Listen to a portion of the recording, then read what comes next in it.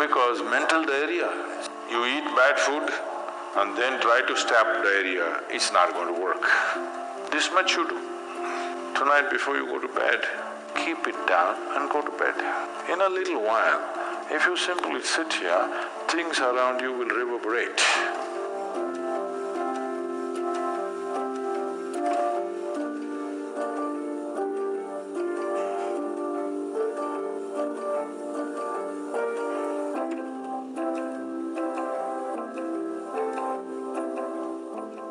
Is it possible to do it without using specific mudras, whatever?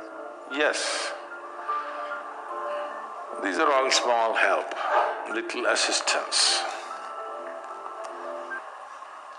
You don't see a Shiva or a Krishna holding mudra and sitting like this, simply intense. Nor will you ever see me sitting like this. No, you will not see me practicing Shambhavi or this or that. If I just close my eyes for 20 seconds, I'm done. I'm ready for the day. So, this is all good help. But is it the only way to do it? No. You can simply sit. If you learn to simply sit, you will become tremendously intense. Right now, your energy is simply expended by doing unnecessary, endless activity. When you have so much mental diarrhea, how can you have energy? Suppose you have diarrhea, do you see how weak you feel? Yes or no? Right now this mental diarrhea, that's why people have no energy. They want to just eat and sleep all the time. Because mental diarrhea, it's very exhausting. If you have physical diarrhea, you know how exhausting it is. Yes? This is also equally exhausting.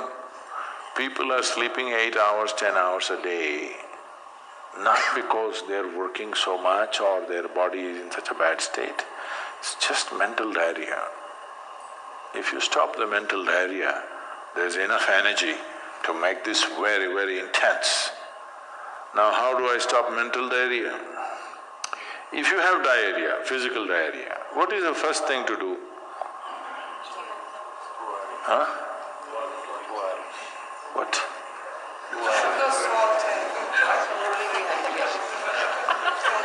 Yes, run to the toilet, I know that.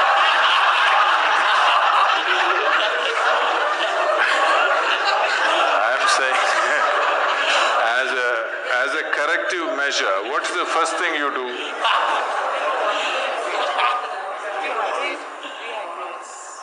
No, as a corrective measure, what is the first thing you do?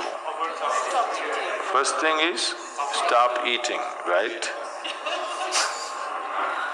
Yes or no? But diarrhea means in some way we've eaten something that the body doesn't want. It's trying to throw it out. Yes? You've taken something inside which the body doesn't like. It wants to throw it out. First thing is, stay away from food for some time. You eat bad food and then try to stop diarrhea, it's not going to work. So similarly, bad food for the mind is just this. You have gotten identified with things that you are not. The moment you get identified with things that you are not, mental diarrhea is inevitable. It's bad food for the mind. Now it will run endlessly, do what you want. You do any damn meditation, you say Shiva, Rama, it's not going to stop. It's not stopped, isn't it? Because bad food is being eaten every day, you're getting identified with more and more things and you want to stop your mind, you do whatever kind of circus, it is not going to stop. If you disidentify with everything, if you understand what is you and what is not you, if you keep a little distance from that, mind will become still. If you want, you can use it, otherwise you can keep it. Now my hand is there, if I want I can move it, otherwise I can keep it. This is a useful hand. Suppose it starts jumping like this. You clearly know there is some kind of an ailment, isn't it? Yes or no? So if hand is jumping, you know it's an ailment. If mind is jumping, is it an ailment or no? The ailment has come because continuous wrong diet. You tell your mind that I am this, I am this, I am that, I am that. It's having diarrhea. You stop giving it wrong food. If you clearly see what… even if you do not know what is me, at least you know what is not me, isn't it? This much you do. Tonight before you go to bed, sit on your bed and sit down and discount everything that is not you. This house in which you're living, is this me? No. This loving parent or mother, father, wife or husband or child, they're wonderful, but is this me? No.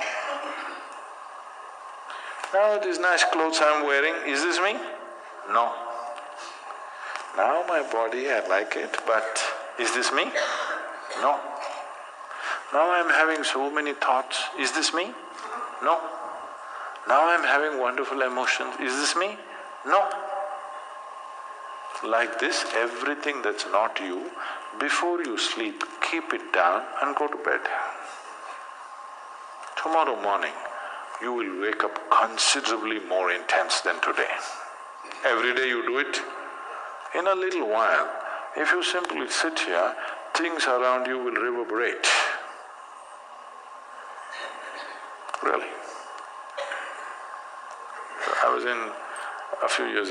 couple of years ago, I was in America and it's a very typically American question. This lady comes up to me and she was very angry.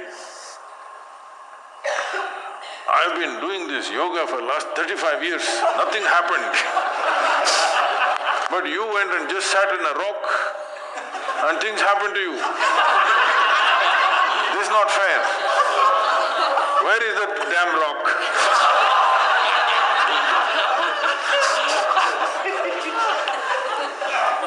She thinks it's the rock which did it.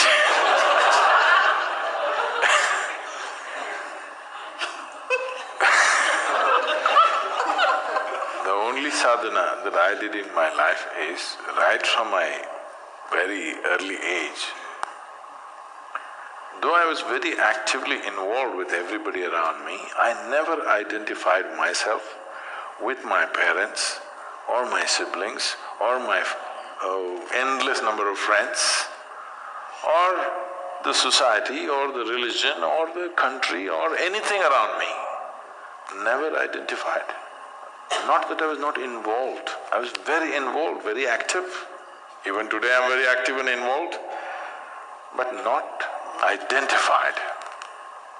If you don't identify with anything, there is enough energy in this to become intense. See, I want you to understand, your life energy right now in this body, how many things it's doing here as you're sitting here? Hello, do you know the complexity of activity it is doing? Every cell in the body, your liver, your kidney, your damn spleen and all kinds of stupid things that we cannot even figure even today. Yes? Just see as you sit here, how many things this energy is doing. Obviously it must be intense to do all this. You are not able to experience it because of diarrhea. When you have diarrhea, that's how you feel, isn't it? Yes or no? So that's how it is. Stop the diarrhea. Stop eating bad food, diarrhea will stop. Once diarrhea stops, there's enough energy in this to sit here and reverberate in a very intense way.